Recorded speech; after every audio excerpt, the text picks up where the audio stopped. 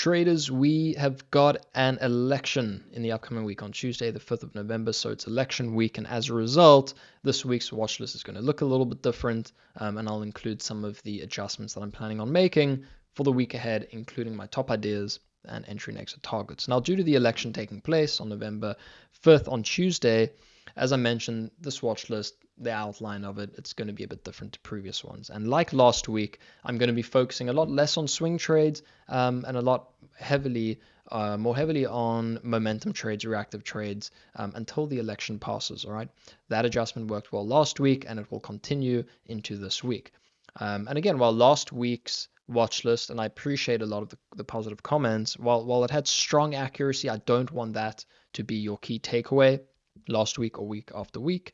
Your main takeaway really should be on going back, reviewing and studying the setups, the watch list, understanding my thought process, and reverse engineering those plays to understand those key variables that made those plays and specific setups what they were and what qualified them as potentially A+.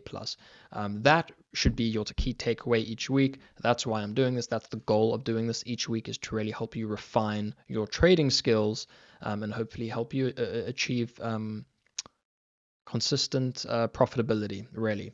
So here, with all of that being said, are my top focuses and ideas for the upcoming week, including some election scenarios. Okay, so the first one is going to be in DJT. This is obviously the top opportunity for me, many traders on the desk from last week, as I outlined in my thoughts last week and went over in detail in Inside Access. Now, as I mentioned, this really, DJT at this point, it's simply a proxy for the election, while nothing fundamentally has changed for the company. So as a result, I think in the week ahead, the best opportunity, the best scenario for me is if the stock gaps up into major supply between 45 and 50. If we go down to an hourly time frame as well, if we're able to gap up on a Trump win anywhere 45s up to 50, where a ton of volume traded, we have a lot of overhead resistance and supply and previous failure and resistance errors, that would be top opportunity for a sell the news event for me. Who knows, maybe we offer excitement and a bit of FOMO and chasing in the early hours for 4:30 a.m. On the 6th, maybe we see 60 plus, but in any case, I really would look for a quick short-lived gap up and push higher, followed by significant selling, notable heavy price action, refresh seller, persistent selling. I need to see some confirmation of a sell the news event. Now, ultimately, I would position short versus the high of day once momentum shifts in this scenario, and I receive the price action confirmation I'm looking for.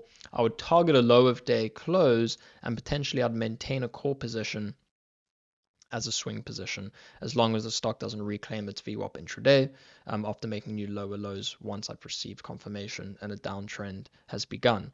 Now, if Kamala wins, DJT will, very likely significantly gap down. We could easily gap down to mid to low 20s and trend lower all day. So for me, if that happened, if that was the outcome and scenario, I really wouldn't chase it. I likely wouldn't look to be involved in the stock at all. It would need to bounce significantly for that risk reward to once again get skewed for a short entry. But like I said, in that outcome, if that is the outcome of the election, and then for the stock, as a result, gapping significantly lower, the risk reward will be diminished, and as a result, I will not be focusing on it. All right, let's move now to Bitcoin, specifically IBIT, the ETF. Obviously, we had a nice continuation breakout over 39 over several days last week, followed by a pullback, a little bit of risk off, specifically as some of the odds for Trump winning have weakened. Now, on a Trump victory, IBIT relevant, crypto and Bitcoin related stocks and other ETFs, it might be a significant focus for me Wednesday onwards. If price action should firm up above 39, above 40 for a potential long swing. Now, ideally in that scenario, I would want to see a gap higher, ideally a significant gap, in reactive to the underlying, to Bitcoin, but a significant gap, mid 40s, low 40s, I should say, followed by a brief pullback off of the open once the market opens and we retest previous resistance, for example, 41 to 42. Bid holds firm and we get some strength, which as a result would get me to then initiate a position. I certainly wouldn't chase strength on a gap up.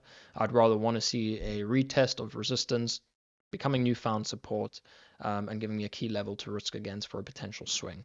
However, with that being said, given the recent price action, I kind of view momentum short right now as a better opportunity and better risk reward. So for example, an MSTR, if we continue to fail and if we continue to pop into sort of this 250 region and make lower highs on an hourly time frame, and we get weakness and continued risk off in Bitcoin, depending on the results as well of the election, I really would continue to focus on shorting any pops 240 to 250 in MSTR as long as we continue to confirm lower highs versus the high of day, and just targeting lower lows really until that pattern breaks.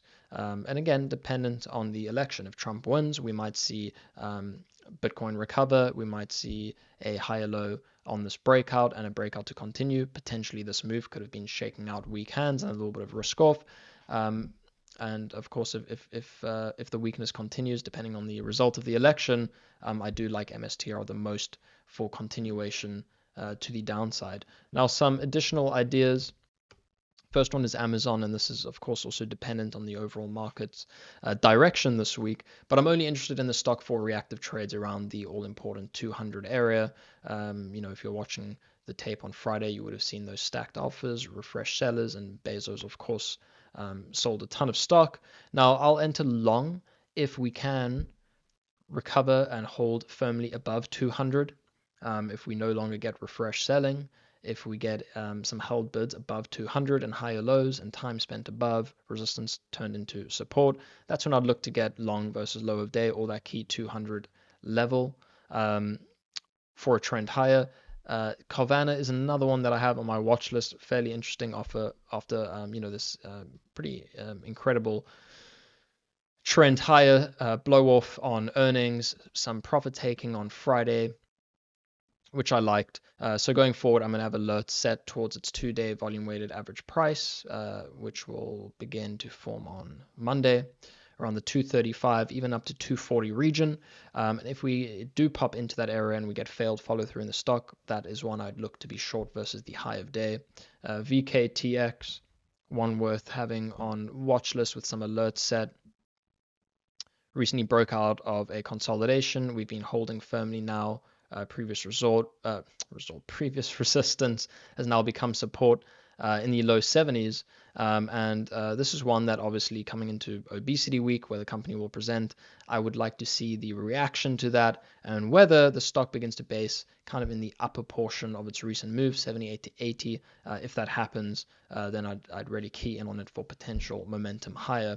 And then lastly, just one worth a shout out given recent breaking news and tailwind is SMCI, which is just going to be on close watch for potential breaking news opportunities off of fresh headlines.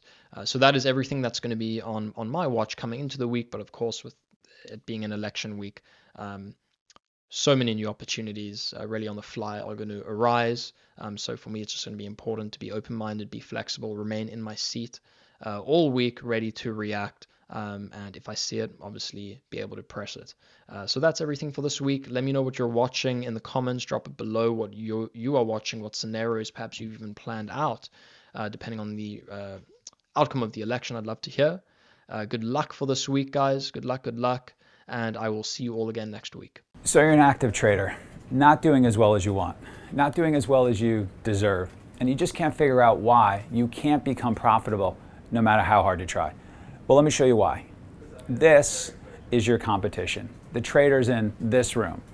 This room right here is full of elite traders. Some of them are making 7 and even 8 figures a year. In fact, our top guys have made nearly 20 million each in net trading profits in a single year. Let's head to my office so I can share more. So you're probably used to seeing videos of lavish trader lifestyles, trading gurus trading off of a laptop for an hour a day, heck, maybe even 15 minutes a day, and then them relaxing on some secluded beach for the rest of the day.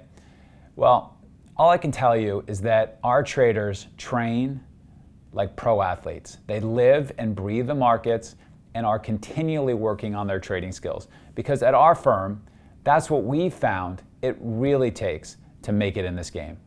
I'm Mike Bellafiore, co-founder and managing partner of SMB Capital, one of the world's top proprietary trading firms located in Midtown Manhattan. And we're always looking for trading talent to hire and develop. And not just to trade in-house on our desk, but also to trade from their own home, entirely using our firm's capital. And we have numerous traders doing just that, allowing them to make upwards of 7 figures trading the firm's capital without risking their own money. But to even get a shot at something like that, you need to have the right training.